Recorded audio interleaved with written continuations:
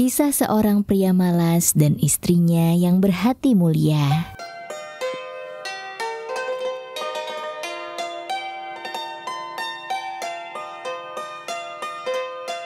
Pada suatu ketika, hidup seorang pria malas yang memiliki istri berhati mulia. Dia selalu melakukan segala hal yang terbaik untuk suaminya. Sejak mereka hidup bersama, pria malas itu hanya bisa tidur hingga perutnya lapar dan bangun untuk makan, lalu tidur kembali. Bahkan sang istrilah yang membuatkan rokok untuknya. Sang istri adalah seorang yang sederhana dan memiliki sifat keibuan. Dia tidak pernah bersikap buruk pada suaminya. Dia selalu bersedia menyajikan makanan dan melayani segala hal karena dia sangat menghormati suaminya. Lama-kelamaan, hidup mereka menjadi semakin kekurangan dan sang istri tidak dapat menemukan apapun untuk dimakan. Suatu hari, sang istri menyiapkan 5 sela dan 5 batang rokok untuk suaminya, lalu berbincang dengannya.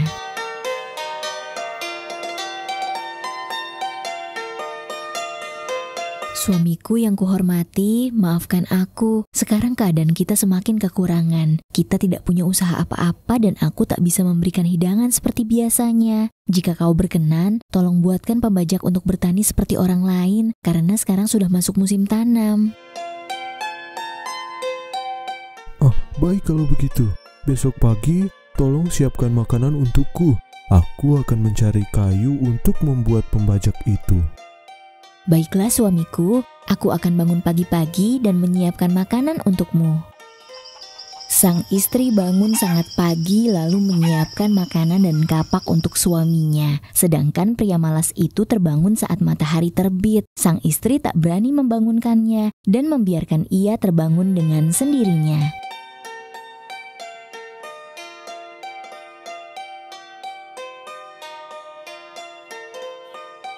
Begitu dia bangun, dia pun pergi membasuh mukanya dan sang istri menyerahkan rokok, perbekalan yang sudah dikemas, serta perkakas untuk suaminya.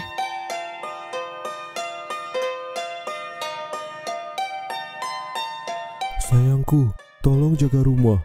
Aku akan pergi ke hutan untuk mencari kayu sekarang. Serahkan padaku sayang. Setelah berpamitan kepada istrinya, sang suami lekas berjalan menuju hutan.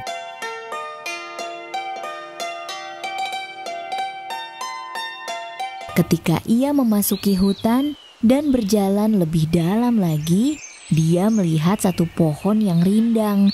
Kemudian, dia meletakkan makanan dan kapaknya, lalu tidur di dekat pohon itu sambil berbicara sendiri. Cabang ini dijadikan pembajak. Cabang ini sebagai pelindungnya. Cabang ini untuk awak pembajak dan yang ini untuk kendali arah.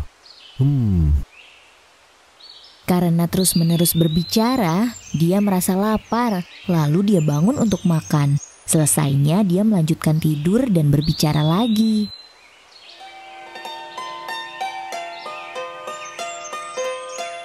Cabang ini dijadikan pembajak.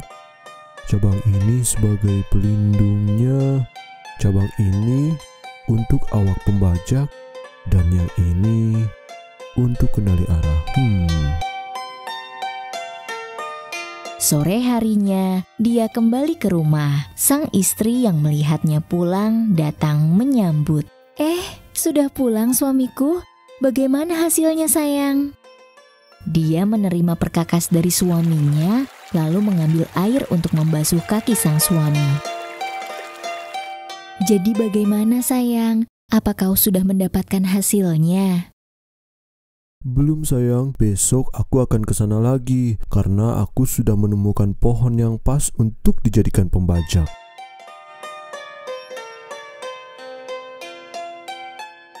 Besoknya, sang istri mempersiapkan kembali perbekalan untuk sang suami.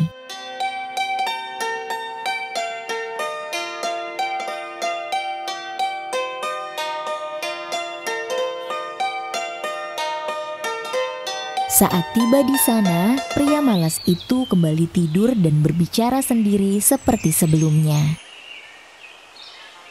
Cabang ini dijadikan pembajak.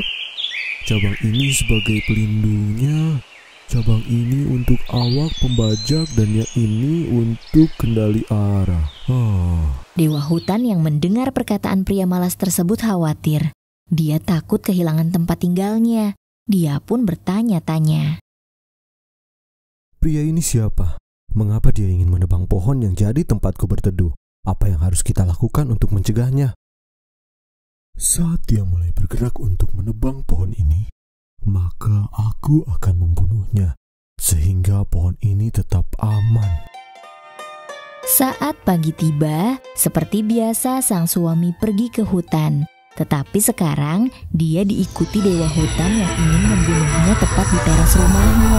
Dewa hutan mengikutinya hingga pagar rumah, dan mereka melihat istri dari pria tersebut menyambut dia di teras rumah dan mengambil air lalu membasuh kaki pria itu.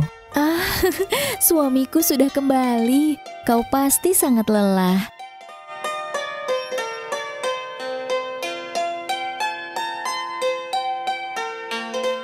Bagaimana dengan hari ini, sayang? Apa kau sudah mendapat hasilnya? Belum, sayang. Kita tunggu besok saja. Aku akan datang untuk menebang pohon yang sudah kutemui.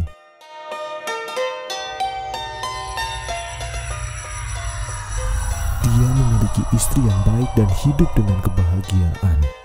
Kita tidak mungkin bisa membunuhnya. Jadi, apa yang mesti kita lakukan? Kita harus mencari cara lain untuk mencegahnya.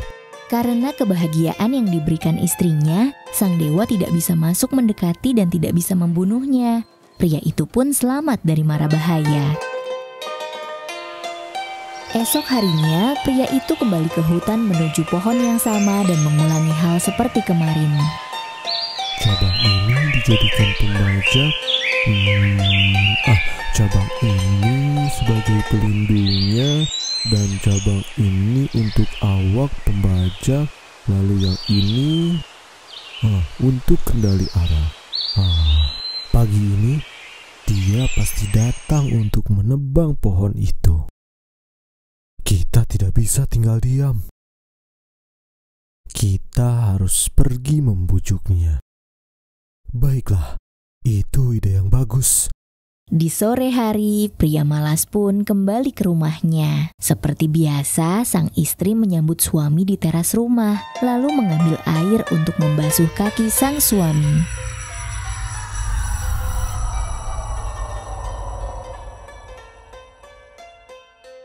Hei pria malas, tolong jangan tebang pohon itu, karena pohon itu adalah tempat untuk kami berteduh. Aku tidak mau. Aku membutuhkannya dan aku akan menebangnya pagi ini. Tapi... Para dewa sangat khawatir dengan ucapannya. Lalu para dewa memberitahu tempat di mana pria itu bisa mendapatkan harta karun.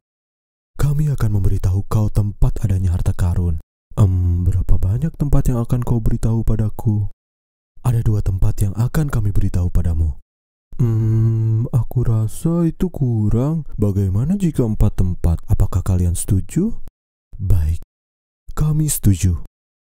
Tapi tolong, jangan tebang pohon itu. Baiklah kalau begitu. Pagi ini aku tidak jadi menebang pohon itu. Aku akan mencari harta karun saja. Silakan. Aku sudah memberitahu semuanya padamu.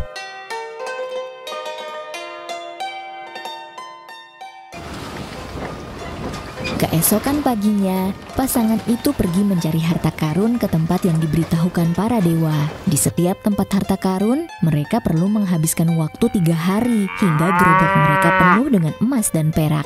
Kemudian, sang istri mengamankan emas-emas itu di dalam sebuah kotak agar tidak ada yang melihat. Dia pun meminta pengrajin untuk membuatnya menjadi perhiasan. Lalu mereka menjualnya dan menjadikan hal tersebut sebagai usaha mereka.